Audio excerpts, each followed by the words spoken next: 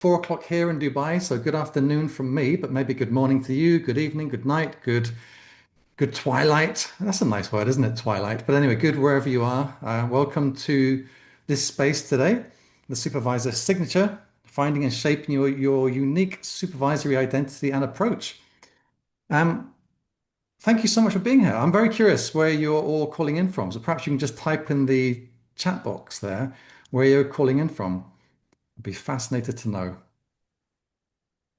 From Norwich, Taipei, woo, Taipei, beautiful. India, Abu Dhabi, Alisa, UAE fellow. Singapore, MN. You have to excuse my lack of I'm on mute. Have I been on mute the whole time? No. Oh, phew. Okay, good. I probably muted myself unconsciously. It was like a psychodynamic force because I was making a fool of myself about the USA. So my hand probably says, "Shut up, Nick, and mute yourself." Then Rotterdam, Hampshire, Buckingham, Cork, Newborough near Wigan. Newborough, where my dad comes from, Wigan.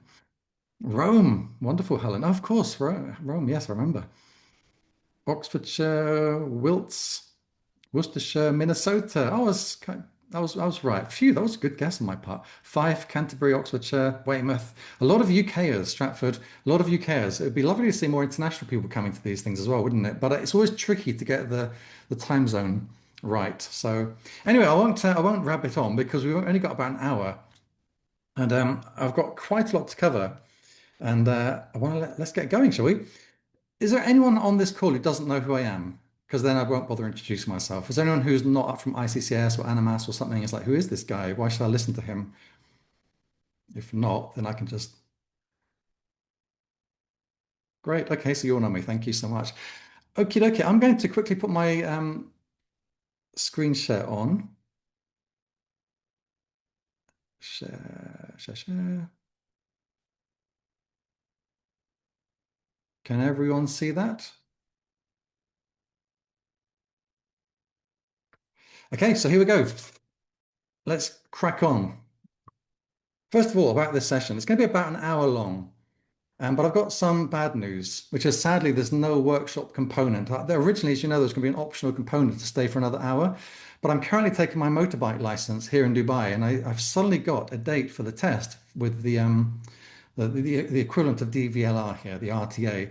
And I've got to do that on Saturday. So I've been given another lesson this afternoon. So I've got to zip off straight after this presentation to the driving center and hopefully get better at changing lanes on the highway because I'm a little bit rubbish. I keep turning my head too much, which is a bit annoying. So sadly, no workshop today, but we'll do a lot of content hopefully within the hour. What I will do is intersperse it with the Q&A. So if you've got a question, please just raise your hand and I will stop kind of mid somewhere during the session if you've got something. I won't stop mid sentence, but just mid somewhere to kind of tackle any questions that are coming up. And as I said in my social media post, relax, there's no sale here. I suddenly realized that something like this, the supervisor's signature, sounds like it's priming you for some new product that I'm going to sell. It absolutely isn't. This is purely content, it's purely a presentation. There's nothing that I'm going to be selling at the end of this. Although I have decided that I'm going to write a new book called The Coach's Signature, which is going to be for coaches and for supervisors, because I realize there's a lot here that can be really thought about. It applies equally to coaching and to supervision. So I'm going to write a new book called The Coaching Signature. Who am I? You don't need to know because you know me. So I'm Nick Bolton, founder of ICCS. Now, what we're going to cover today, the problem of commodity within coaching and coaching supervision, and then why I say there are no clones, and that's the reality. It's a no clones reality that we live in here. Oops. And then the challenge and the call to action of this presentation, followed by the 8 pillars of a supervisor's signature, which I came up with this morning.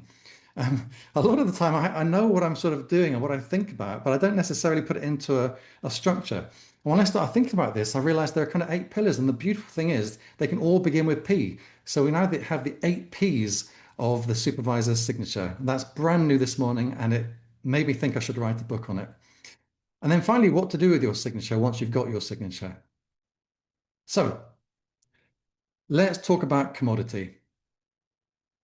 The commodity problem within coaching. Is there a commodity problem? I really think there is. I really think there is. That doesn't mean that individually you are commodities, but the perception of coaching and the perception of coaches within the profession is often commodified. Coaching supervisors clearly learn roughly the same stuff, whether you train at CSA or ICCS or Peter Hawkins or whether it's with Henley, it really doesn't matter. You're all basically learning roughly the same stuff. The seven-eyed model, the three functions of supervision.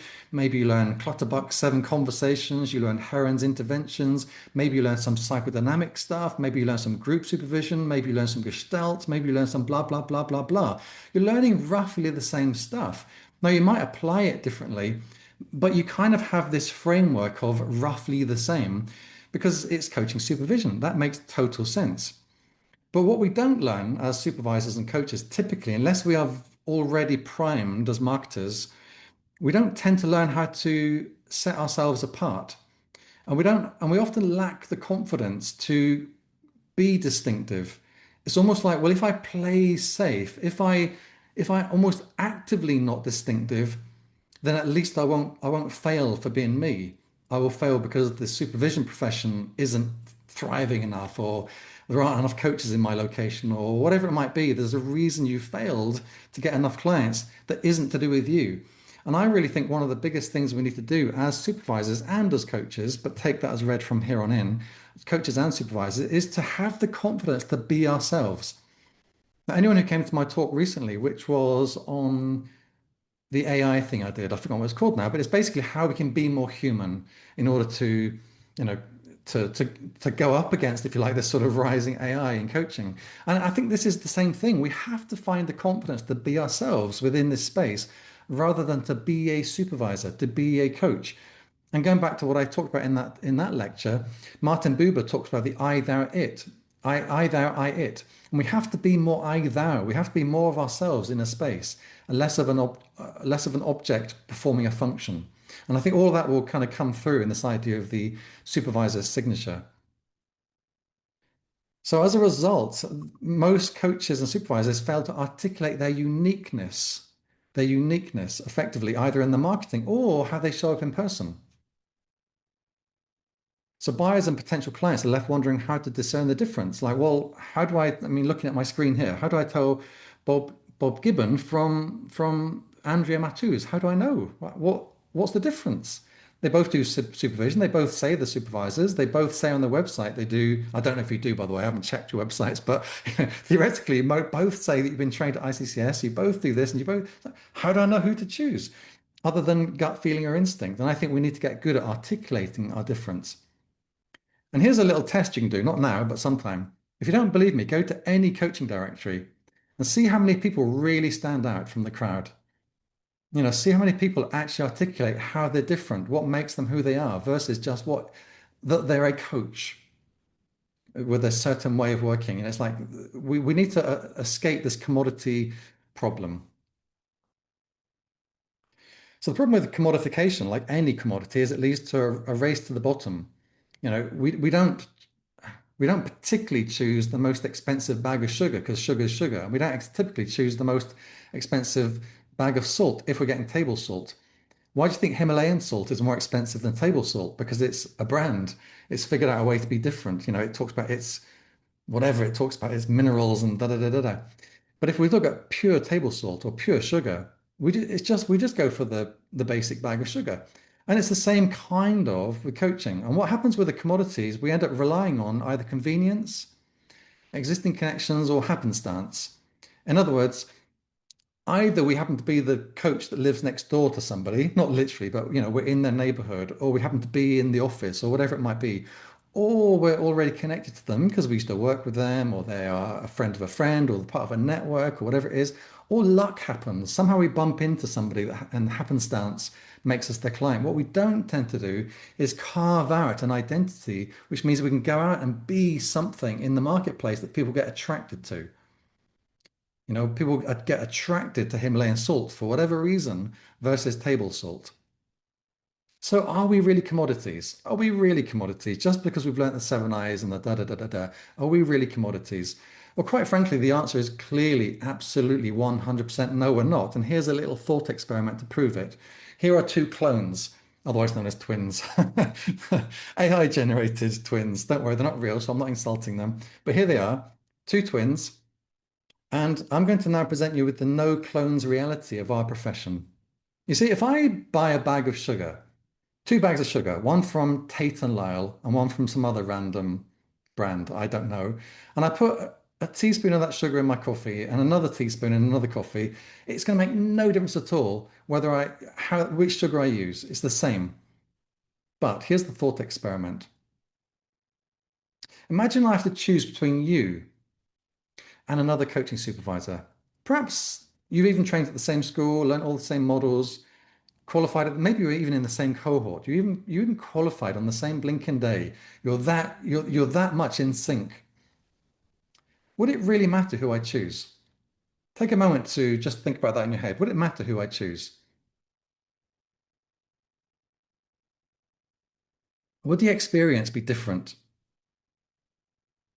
And if yes, why would it be different? The reality is there are no clones in coaching and coaching supervision. There absolutely are. No supervisor will have the same dialogue as another supervisor. Categorically, you will not. If I took my supervision issue to 10 of you, it would produce 10 different threads of conversation, 10 different emotional resonances, 10 different philosophical perspectives, 10 different operational outcomes, 10 different psychodynamic happenings. Who knows what it would produce? But it would be different in every single case. There are no clones in supervision and coaching. And yet we act as though we are clones a lot of the time. We might have a nice logo and we might have a brand name, but broadly speaking, we act a lot of the time as though we're clones because the supervision is supervision and coaching is coaching. But no, it's you showing up in a particular way. And it's not just luck. I don't know if you've ever tried. I mean, I've certainly done this where you put something into ChatGPT and then for some reason you have to put the same question in again. Like sometimes I might do a temporary chat and then I think, that's actually a really good chat I want to keep. So I then put the same question into ChatGPT in the permanent thread. And it comes up with a subtly different answer. Not a different answer, but subtly different in the sense that it's worded differently. It's not choosing that. That's a sort of an algorithmic sort of bit of luck. It just happens to choose certain responses in that moment because of the algorithm. But this is not luck. This is all predicated upon who you are as individuals. So then the question is, well, how do I get to know who I am as an individual in this space in a way that is meaningful? So the wonderful thing I often say this to coaches too is that you don't have to try to be unique. You already are. Your uniqueness is intrinsic. You don't have to go digging for your uniqueness. You have to figure out how to articulate it, but you don't have to kind of invent it. You already are unique, every single one of you. It's a bit like Life of Brian. You're all different, apart from the one guy. I'm not different. You're all different, and you have to articulate that difference. You have to figure it out. A lot of the time, we don't even know. A lot of the time, we don't even know our difference. And that's what this presentation is going to lay the framework for, is for you to start going, okay, let me take the time to figure this out. So here's the challenge. By the end of this session, I would like, if you want to do this, of course, I would like you to be in a position mentally and resourcefully, because of, I'll send out this slideshow to anyone who wants it, to thoughtfully, creatively, and purposefully carve out and articulate a professional identity that is unique, inspiring, and authentic. That's what I'd love all of you to be able to do. And maybe some of you have already done it. By the way, there is nothing here that's a critique of you as individuals. I hope you know that. This is a critique of the profession as a sort of a coagulated, amalgamated whole, as opposed to individuals, because a lot of individuals have figured this out. They have worked out how they're distinct. So if you have, wonderful. And I hope what this gives you is a little bit of spice to add to it. But a lot of coaches haven't, and they don't even know where to start. And that's what we're going to look at now. So I've created this thing, which is the 8 Ps of your supervisor's signature. I'm just going to check. There are no questions yet. Anyone want to ask any questions or reflect anything before I move on? Just put your yellow hand up, your virtual hand if you do.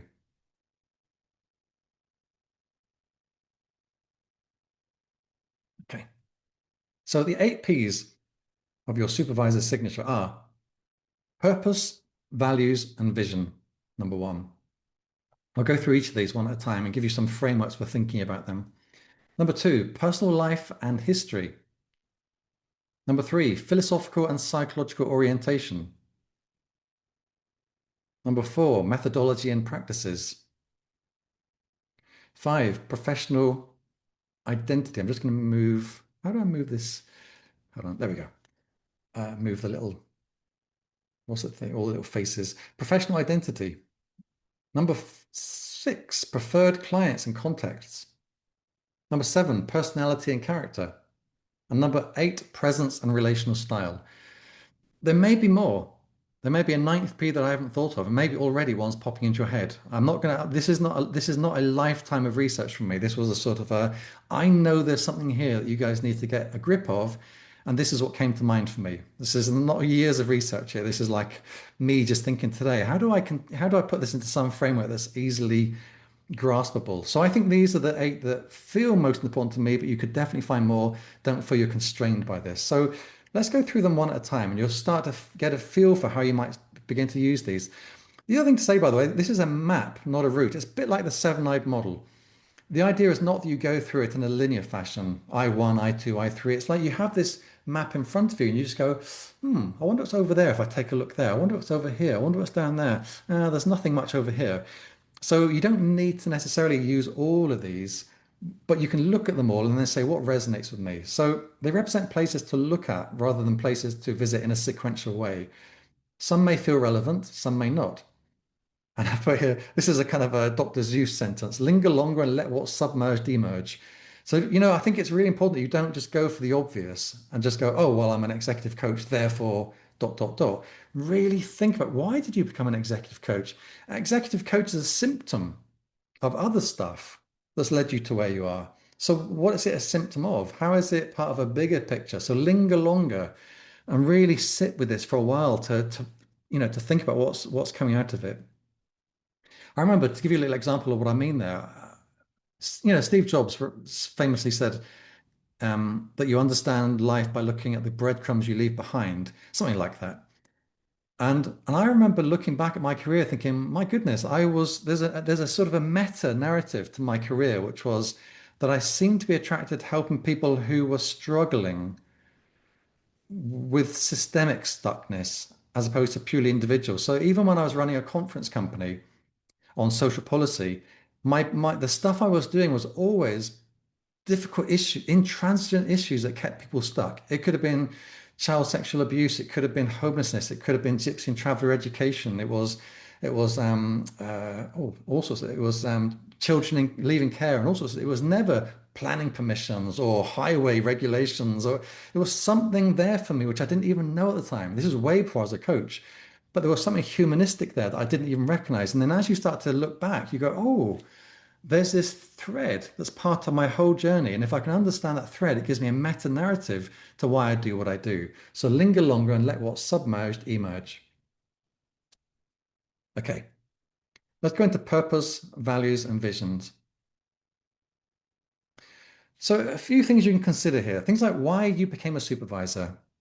It's unlikely that any of you became a supervisor to make stacks of money. Not because you can't, although I don't know anyone who does make stacks of money from supervision, but it's not impossible. But I don't think that's why anyone comes into it. It might be an outcome, but I don't think it's why you come into it. So why did you come into supervision? Was it just the next natural step? Well, if that's the reason, why was it the next natural step? That's just a symptom. That's an effect, not a cause.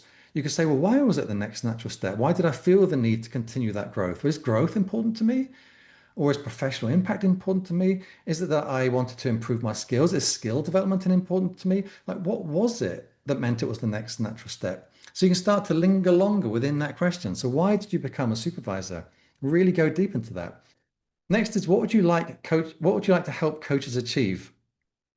One of the things that was really, really big for me, and I'll talk about this in the sort of the history part as well, was when I trained as a coach. It was back in the early 2000s when the grow model was pretty much de rigueur. I mean, the coactive coaching did exist and coactive was a different beast, but most coaching schools were teaching the grow model and we had to learn the grow model and do the grow model. And I remember thinking, this can't be all there is to coaching. And so part of me has always felt like what I want to help coaches develop is a sense of themselves as a human being rather than the process manager. That's always been in my kind of DNA as a coach and a supervisor. So that's what I want to help coaches achieve is to liberate themselves from the shackles of structure. That's me. So what do you want to help coaches achieve? Maybe you want to help them achieve peace of mind or calm or sense of, impact, whatever it might be. And then what matters to you in the work that you do? Is it the impact you make? Is it the relations that you build? Like and be really, really honest with yourself here. Because this is you. This is going to be you coming out into your signature. What does success look like in this field? There are some supervisors I know who are very heavily into the idea of standards. And to be honest, I was too. When I first trained as a supervisor, I felt like it was about standards. My job was to help raise the standards of coaching. Now I don't feel that. Now it feels more about being. How is somebody being as a coach, and how congruent are they with how they're being? So evolution happens. So start to think, what does success look like in this field for you? And what do you want to make better? Or what do you want to challenge? Something I've challenged for a long time is the sort of growth of what you might think of as micromanagement within competencies. And it's nice to see certain competencies are getting a little bit more fluid, but I still feel that there's over management of competencies within the coaching field. That feels to me like something I want to challenge, both as a coach in school and as an individual supervisor. So, purpose, values, and visions. Again, I'm just going to invite you to, if you've got any questions, thoughts as we go, feel free to put your hand up. But I am also conscious of time, so I'm going to just keep whizzing through unless that hand appears. So next up, it's your personal history, your personal life and your personal history. So things like, what identity groups do you connect yourself with? Is it race, gender, age, sexuality? I put disabilities, and I put this in inverted commas. I've got no idea what the right word is for that now, but writing disabilities felt wrong to me. I don't know why. It's not a word that I ever need to write, but when I wrote it, it just felt wrong somehow. So I put the dis in inverted commas. Apologies if that makes anyone think anything strange, but I just felt important to me. Faith, nationality, all these things, they're identity groups that we can start to connect to. I remember when Anyima joined ICCS, and she was the first supervisor in the whole of Kenya and only the second supervisor in the whole of East Africa. To me, I was like, wow, what an amazing thing that ICCS has been part of that journey. But more importantly, Anyima has such a beautiful kind of space to work in if she chooses that, because it's so clearly an opportunity for her as a supervisor. Doesn't mean she has to be confined by it, but it's there as a possibility. Then your current lifestyle. How do you live your life? That might not seem relevant to supervision, but I believe it is. People get inspired by you as a human being, not just by the function you fulfill for them. So if they find out, for instance, every time I see Helen and I heard that she's working in Rome, I always forget, wow, Helen's in Rome. What an amazing place to live. That's inspiring. It might not seem relevant to supervision, but I believe it is. I believe when you start to connect to, why do you live the life you live? That's relevant to the work you do, and it's relevant to the people you attract. And then your life context from your childhood right up to the present. And I remember oh God, who wrote Coaching and Mentoring, a critical text? My goodness. Analytic networks. Anyway, oh my, that's terrible. I've forgotten his name. That's really bad. Anyway, the person that wrote who's in charge of analytic networks, tells his story of when he was a steel worker as a young man. He was a steel worker up in the north of England, and somehow he made the break to get a degree, went on to do a master's and a PhD at Northern University, and ended up being a professor of coaching. It's a really beautiful story, like even though I can't remember his name, Simon Weston. His story of this kind of going from this proper working class roots to what he does is part of his kind of legend, if you like. So I think your life context really, really matters. And also the change that took place across your life. Which brings us to life events. What are the major shaping experiences that happened to you that might shape how you think about supervision or humanity or the role of helping or systems and your place in the world, whatever it might be? What happened at different stages? And then your life narrative, the sort of the stories that unfolded across your life. And I say they're the macro and the micro stories. So the macro story is like the big overarching story of your life, from rags to riches, whatever it might be. But the micro stories are the little ones that you learn something from along the way that can really impact things. Like I remember when I was running my conference business, I was a chief constable. Actually, he wasn't a chief constable. He was the director of child exploitation and online Anyway, COPS it was called, a guy called Jim Gamble. And he was this massive Northern Irish police officer.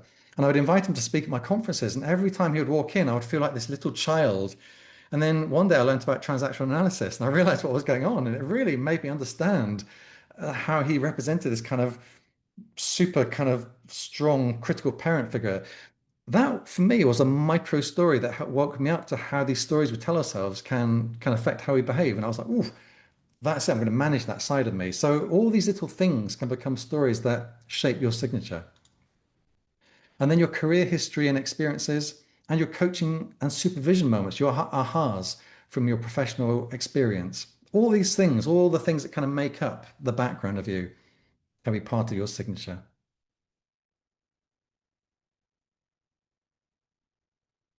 So then we have the philosophical and psychological orientation. By the way, I realize this is kind of a stream of information. I've only got a few heads on the screen, but is it okay? Is it kind of landing okay? Is it yeah? Okay, cool, cool. So it's philosophical and psychological orientation. I think this is a really big one, which is often more overlooked than people realize. I really think. Because what people tend to do, in my experience, is they talk about the school that they come from. I don't mean ICCS, I mean the school as in psychodynamic or transactional analysis or whatever it might be, but not why that's the one that seems to land with them. Why did TA land with them more than, say, behaviorism? Or why did behaviorism land more than psychodynamic? Or why did psychodynamic land more than Gestalt or whatever? Again, it's a symptom of something deeper. So I think we can spend time lingering longer here to really understand what makes us who we are philosophically and psychologically around our influences. So, number one, what are our philosophical influences? I remember asking a coach years ago, what kind of coach are you? And she said, "Oh, I'm just a coach." And I said, "No, none of us are just a coach. None of us are. There's something that we have been attracted to within coaching that's going to resonate with us somehow. We've got to figure out what it is. Otherwise, we are just a commodity. I'm just a coach. It's like saying I'm just a bag of sugar, kind of. I think Heidegger would probably argue with me that humans are never a bag of sugar, but I think you know what I mean. So, what are your philosophical influences? Existentialism, humanism, and phenomenology, or systems thinking, or whatever it might be. And then, what are the psychological frameworks that you draw from? TA, psychodynamics, etc., etc. I'm sure you know. I'm going to list a few in a minute, which I think give you a meta view. But there are plenty and plenty and plenty of these different frameworks. And then what's your view on the purpose and function of supervision? What's your philosophy of supervision as a practice? And what are your personal paradigms and your personal ethics and your assumptions and beliefs that you hold consciously? Not the assumptions that you're not aware you hold, because that's not a useful thing to bring into your signature. You need to kind of become aware of it and ask yourself, does that serve me? Does it serve my client group? If so, let me hang on to it and articulate it. Or is it an assumption I need to let go of? But at some point, you need to be aware of what are my personal paradigms, ethics, assumptions, and beliefs that I choose to make part of my signature. So here are a few schools of thought, and you can ask yourself, where do I sit and why? There's the humanistic lens, the existential, the constructivist, the systemic, the ontological, the psychodynamic, the behaviorist, the integrative, the transpersonal, the positive psychology approach, solution-focused, narrative, developmental, critical, relational, and hiding underneath that, what's last? Phenomenological. So these are just, I'm not going to go through them, don't worry. That would be a blinking series of lectures in their own right. But if you've got a grasp of some of these, you can start to see how it makes you think, yeah, that's a good point. I tend to, like, for instance, if you just take critical, critical theory would be the idea of where does power reside and how does that affect how we can show up and how we can belong. That would be an interesting perspective. You might say, I didn't even realize that's a perspective I hold. Or do you tend towards the systemic, where you're looking at what are the influences to this person? Or is it phenomenological, where you're looking at what is the lived experience? What's going to shape how you show up and where you put your attention? Oh, yes, we have a question. Andrea, please come on in. Hi, Nick. Can I check just if you can hear me first? Yes, I can hear you. Yeah, lovely. So, Nick, as you're presenting these things, very often my answer is, well, it's a combination of, Oh, there's not just one thing. And I of was course. wondering, should we think from that combination of which one is the primary? Not necessarily. I don't think No? so, Andrea. I don't think, I mean, if you find there's a primary, great. Now you know there's another part to your signature, which is you have a primary driver, but you might not, and that's absolutely fine. This is not about there being a right or wrong. It's about having a map that you can look at and say, which ones of these speak to me in some way? For instance, the humanistic lens has a very particular approach to the idea of self-actualization and positive thinking around, human potential and all that kind of stuff. That's different from systemic. It's not utterly different, but there's a difference. System thinking holds that we're much more affected by the things we're part of as opposed to self-actualizing. I mean, by the way, this is not black and white, but the point is it's about, what's the energy that comes from each one. Mhm. And you might have, it's unlikely, but you might have all of these, but you have to articulate why you have all of them, or you have Mhm. to articulate how they fit together. I often talk about integrative theory as you have to have within integrative work, you have to have an underpinning theory that shapes what you do. Why does something integrate and something doesn't? If you look at transformative work, there are certain things we take for granted as being intrinsic to transformative work. Well, if something doesn't fit that, I can't just bang it in and say it's integrated. It's now counter to the very essence of the work I do. So we have to figure out what is our central thesis that we are connecting this around. And that might sound very technical, and I don't mean it to. Like most clients don't care less, but you, I believe, have to have some understanding of what makes you who you are. And that does involve some of this. Does that make sense, Andrea? Great. Thank you. Yeah, you're welcome. All right, so then we look at methodology and practices, which is obviously very related to what we've just looked at. But this is a little bit more like it's more like strategy versus tactics. If you think about the philosophy and psychology as kind of like the strategy, it's the overarching belief system that influences you. Methodology is how do you put that into practice? So it's things like, your preferred supervision models or frameworks. Somebody recently mentioned Clutterbuck's seven conversations, and I totally forgot about that model. I've forgotten who said it. But I was like, yeah, that's a really nice model. It's not something I ever think to use. So we have these preferred things that for some reason stick or don't stick. So what are the things you tend to use and why? What do they offer you? And what do they offer the clients? And then do you take a blended approach? Some supervisors offer supervision, mentoring, teaching, coaching. What's your approach to the kind of the pedagogy of supervision? And then your use of tools and structures and specific techniques. So what do you have things that you encourage your clients, your supervisees to do between sessions? Do you have homework or do you have things you give to them, resources? What's your approach? And then to what extent do you balance support versus challenge? Where do you sit on that those scales? And your stance against directive versus non-directive practice. These are just examples, by the way, but you get a sense that this is really like, how do you show up in that space? Your use of creativity, somatics, experiential methods, mindfulness. For instance, I mean, I'll give you a classic example. Almost every coach or supervisor I talk to will say something like, at the start of a session, I'll ask my clients to land by asking them to take 3 deep breaths and blah, blah, blah. And I'm like, don't do that to me. As a supervisee, I would not like that. It's just not my style. So the idea that somehow we have to make somebody mindfully arrive in that space is something that somehow we absorb from the ecosystem of coaching and supervision. But in reality, the way we work is collaborative. So what is your approach to all this stuff? That's your methodology. That's your what do I do, the nuts and bolts of what I do. So then we go into professional identity. And here we can look at things like your years and scope of experience in coaching and supervision, your professional background prior to coaching, which, by the way, is I realize that many of you will understand this, but it's way more important than you realize. Well, that some people realize. I think, I was talking recently about the fact that when people train to be coaches, they often forget everything that brought them to where they've got to be a coach in the first place. And it's almost like they're an innocent starting afresh. And it's like they forget all the past experience. They're not. They're an adult with a huge amount of life experience and professional experience. So, what is your professional background that brings you to coaching? Even if you've now kind of left that particular background behind, it's going to give you something.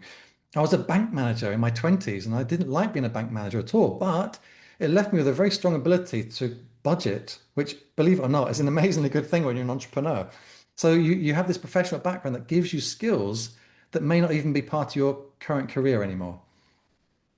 Then your areas of subject matter expertise, that could be leadership or DEI or well-being, whatever it might be for you. specialist trainings or qualifications. Obviously, you train as a supervisor with somebody, but then from there, you might go on and do psychodynamic specialisms or go on and do system thinking, whatever it might be. Recognition, awards, or published works that you've got, all of these things add into your professional identity. I am conscious there's a lot of information here, so I promise that somehow we will get this slideshow out to you, okay, as a PDF. So next, you can look at your preferred clients and contexts. Who do you love working with most? New coaches, executive coaches, internal teams? What sort of clients do you really, really like? Maybe, for me, I've never done corporate coaching ever in my life. And so my supervision was always with life coaches. It's just a natural place for me to exist. I understood them better. What about you? Where do you like to be? We've got a lecture coming up next month on team coaching with Georgina Woodstra, who runs Team Coaching Studio. And I think team coaching supervision is going to become bigger and bigger as time goes by. So, who do you like to work with and why? Do you enjoy individual work or group supervision or both? What's your preference? Do you enjoy one-to-one or systemic and organizational supervision? Cross-cultural or international expertise? What's all these things shape who you are. And then in niche and emerging frontiers, things like trauma-informed work, neurodivergence, etc., etc. So these are your preferred clients and contexts.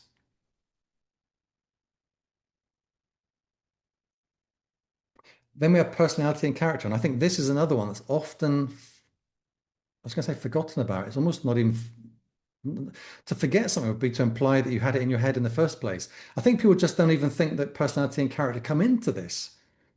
But actually, it does. You, believe it or not, are a fully formed human being with your own personality and your own character, and you bring that to coaching. In fact, it's probably one of the biggest things you bring to coaching is who you are as a person. So you can ask yourself, how would I describe myself and how would others describe me? And really allow your personality to shine through in your signature. So, are you funny? Are you irreverent? Are you serious? Are you intellectual? Are you calm? Are you holding? Are you provocative? Are you daring? Are you gentle? Are you caring? What are the qualities? And by the way, to go back to Andrew's point, no, Andrew, you don't need to have just one of these. You can have many. You're a fully formed human being. So you can be intellectual and irreverent. You can be the Stephen Fry of coaching supervision. It's like, actually, that's an interesting idea, is to create an avatar. I could be the Stephen Fry of coaching would be an interesting thing. So what are the qualities that make you who you are in a very honest sense? Not like, ooh, if I'm irreverent, that would make me very marketable. No, not if you're not irreverent, it wouldn't. It would be a blink and struggle. You'd have to constantly try to make yourself irreverent. What's really who you are? What comes out of you when you're just relaxed and being yourself in this space?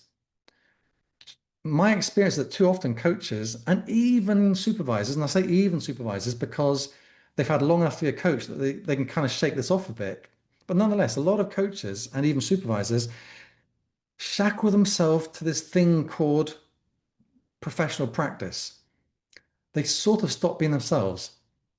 I remember like watching this, I think it was Peter Hawkins does this imitation of coaching sessions sped up where he'll sit and he'll kind of listen very, very, very calmly, and then he'll suddenly talk, and then he'll listen very calmly. He's like a joke about what a typical what a typical coaching session looks like if it's sped up with no volume. And that's exactly right, because coaches sort of become coaches. What if you didn't? What if you were gesturing all over the place and articulate, what if you were just you? So I think the more we can start to think about what's my personality and how do I let that shine through in everything I do, that starts to be your signature.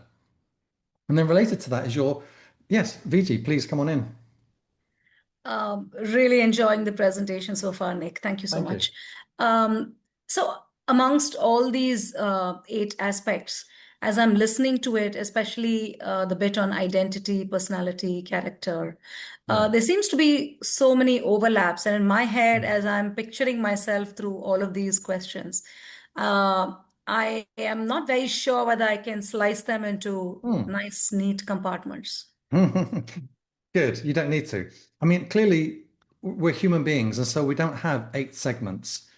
We are a Yeah. human being that's fully integrated. And so, what I've tried to do here, VG, is simply identify, as I mentioned at the very start, like a kind of a map that you can look at. You Mm. can shine a light on different areas, but those areas aren't hard bordered. Yeah. A constantly evolving system that interacts with itself. So yes, don't worry about that. Just if looking at the humanistic, lens that you have makes you realize something about your personality, great. That's perfect. It doesn't really matter. So long as you have a way to trigger the thoughts. Right. May I ask one more question, Please, please? yeah, yeah. Yeah. So, going back to the sugar analogy, and that kind of stuck Mm, with me. So, and I'm also just trying to see as you're going along, how can, every one of our sugars be different for the mm, person who's finally tasting it? yeah, And while I'm able to, understand those nuances, and sugar can be very different, though it's a commodity. yeah. At the end of the day, people who are still wanting sugar are shopping for sugar and not salt. So, with all of this, is there a defining definition or a boundary of what coaching or supervision Hmm. needs to be that becomes like the sugar and not something else that also Yeah. could be important for clients? That's a very, very nice conversation. It's not one that I'm going to cover here due to time, Okay. but I have covered it elsewhere, VG. In as much as I Okay. did a talk recently, oh, it was a masterclass actually for the ICCS Okay. on kind of getting to the essence of supervision. And I sort of defined supervision. There is a point we say that's supervision and that isn't supervision. And I think that's important. But then within this thing we call supervision, how do you become fully you? So that doesn't mean, crossing boundaries and suddenly being a psychoanalyst Yeah. without telling anyone. It just means you work within the definition of the practice, but in a way that's unique to you. Thank you. Thank you so much. Yeah, you're welcome. And by the way, it's not just how you work. I should say this. It's not just how you work, it's how you express the work you do. It's how you express the values behind what you do. So the work might look the same at one level, but the way you express it will attract a certain kind of person versus another. So and I'm going to come to that soon, actually. It's like, how do we bring this all together in a useful way? Okay, so I think the final area here is presence and relational style, and in a way, this is very closely related to character and personality because it's where that shows up. So, how do you could be very, very. I'm a pretty provocative person in some ways, but I've learned over the years, especially as I've got older, and I'm 50. What am I now? 55, and I've been a coach for since I was about 32. And when you're 32, you're a very different person from when you're 55. You're a little bit more you think you know a lot more at the age of 32, and you tend to be a little bit more kind of brash, I would say. And so I could be provocative in a way that was sometimes a little unsettling for people. Now I've learned to really temper that provocation with I suppose I was going to say compassion. It's not really compassion. It's just with allowing it to land properly. So I would consider myself provocative in many ways, but actually I don't show up in a particularly provocative way anymore. It's like under the surface, and that's not because I'm holding it back. It's just not useful. It's a strategic choice. Same with, I'm sure Andrea, you'll resonate with this. As a leader too, I've become a lot nicer as a leader. Like, Andrew, you didn't really know me when I was, but I could be quite a tough leader. Now I've become a much more compassionate leader. We evolve over time, depending on what we're sort of part of. So how do you tend to show up in that space is a different question from how you are. This is your presentational style, if you like.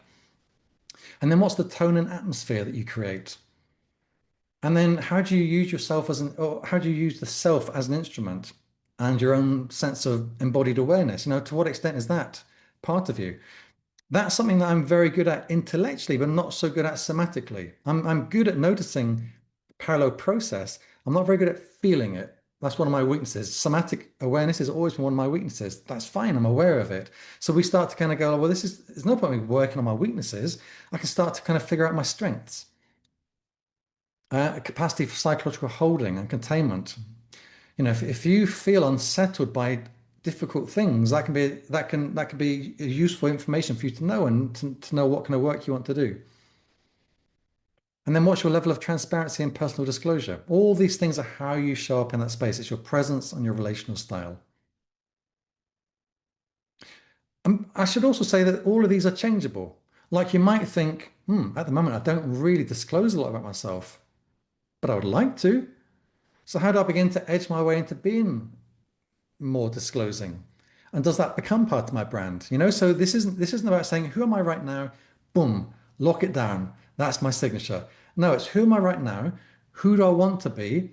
How do I start to shape the story around that? And how do I start to move towards that? Okay, so those are your 8 pillars. So now you have the map.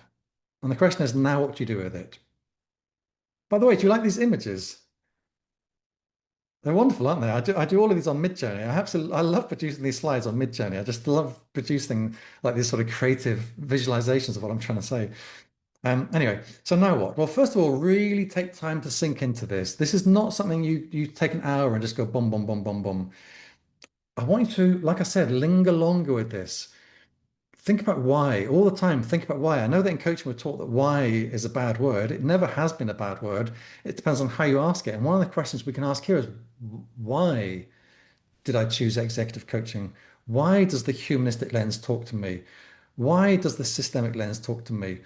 Why did this story from my life, why does it stick out to me? Why did that particular experience as a coach resonate with me and stay down? Like that thing I said about the grow model, it stuck with me for over 20 years, where I wasn't allowed to qualify unless I demonstrated the grow model step by step by step. And that moment of trying to qualify as a coach and being told I had to do the grow model no matter what was mind-blowing to me. And it stayed with me for 20 years. That is not what I want my school to be. That's not what I want coaches to be. So, really take time to think of all these things and notice what's coming up for you. Take hours. Go on a weekend break.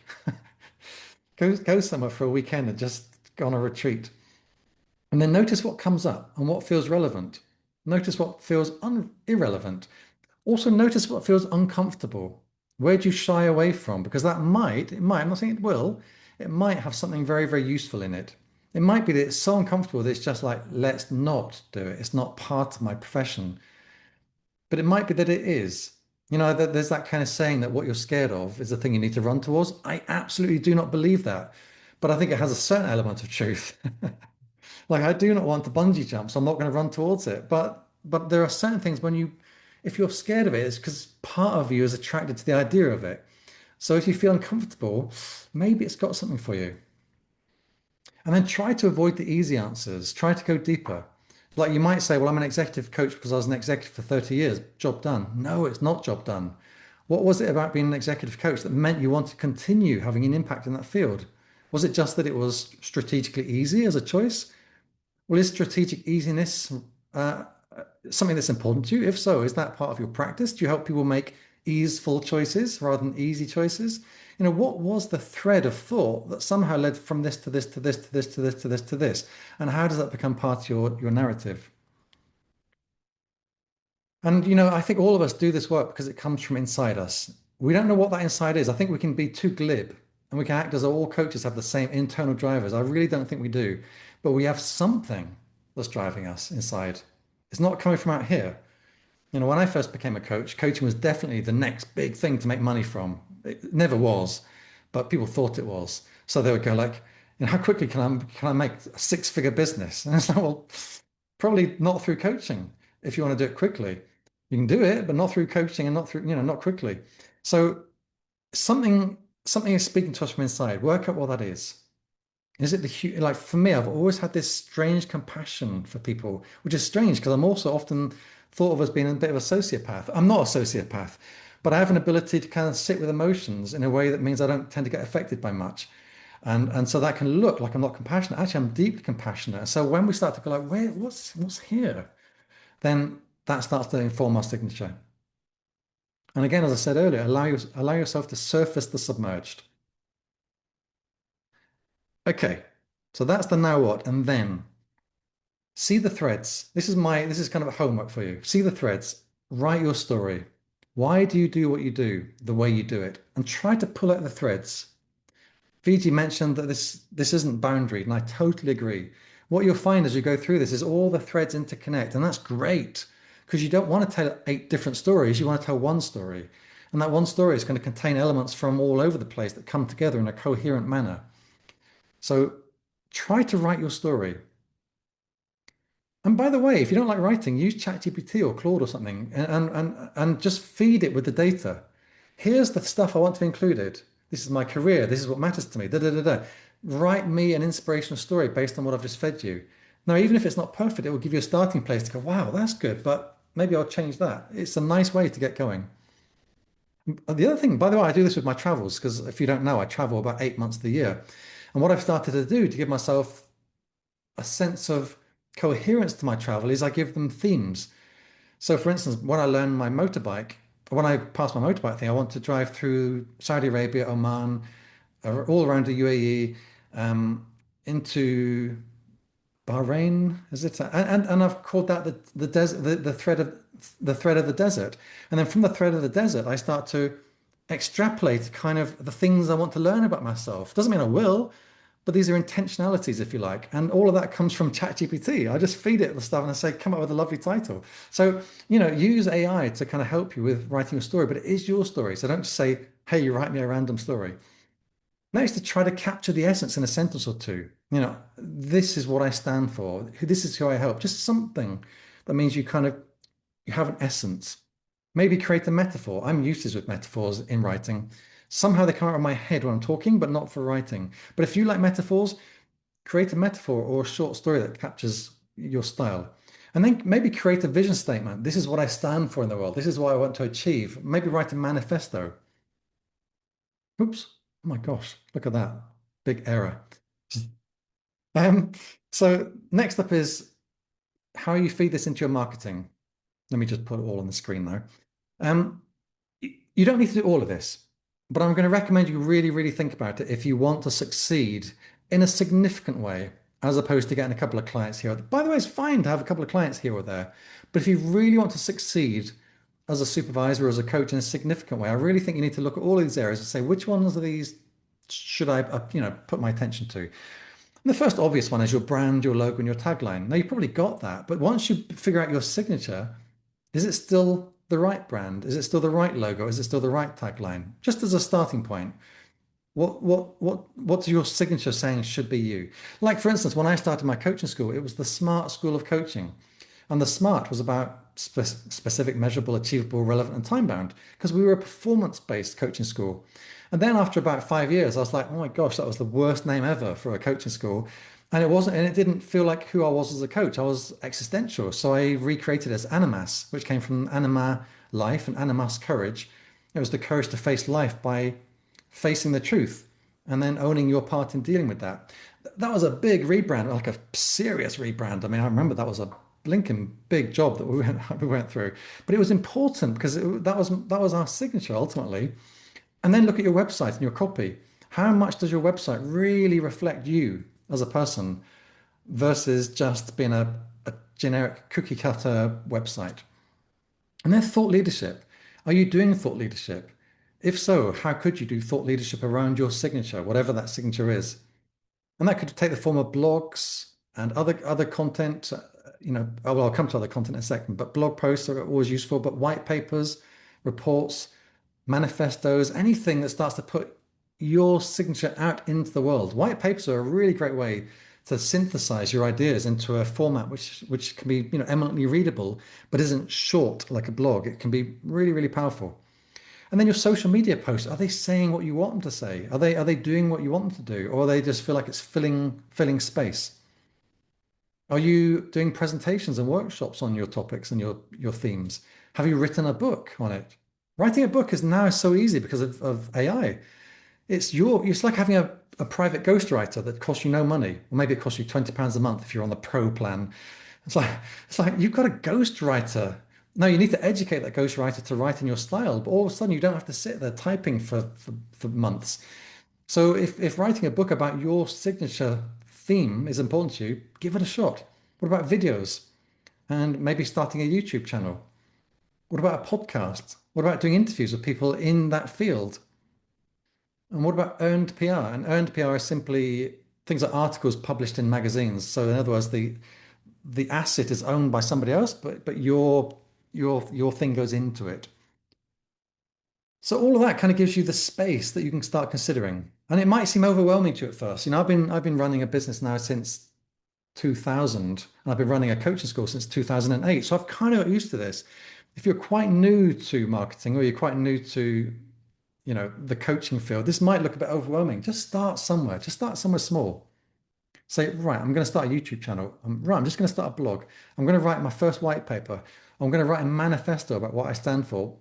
It doesn't matter. Just start somewhere. And then developing oops, I can't see what it says. Yeah, develop and refine your practice. Clarity around your theoretical and practical influences. Maybe you've got that already, but if not, really think about what informs you and why. Get clear on that, really, really super clear. And then have intentionality and congruence in how that shows up. If you say you're a provocative coach, don't then just spend all your time soft soaping people.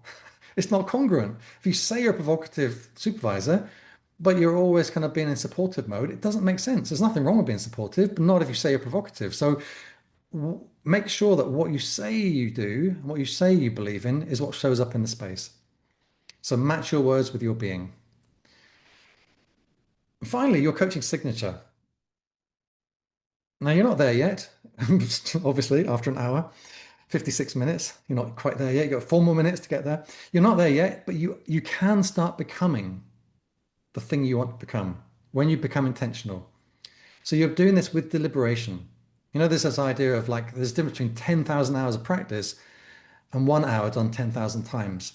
When you do something with deliberation and reflection, you do it with intentionality. So this is what the coaching signature can be. It's an act of deliberation. You're defining who you are and how you are within the coaching supervision space. Your coaching signature is what you do. It's how you do it. It's what you say and how you say it. It sounds like a song. It's who you work with. It's the outcomes you care about. It is, in short, if anyone can guess this in your head, it is you. That is your coaching signature and your supervisor signature. And I honestly believe that all of us can figure out the you of us, of ourselves. And once we get that, all of a sudden we have something that's unique. So I'm going to stop there and see if there are any final questions before we close off. Thank you so much for your attention, by the way. Let me just stop sharing my screen. Okay. Thank you so much for the little claps. Thank you so much. Any thoughts, reflections, questions that you'd like to do before we close off?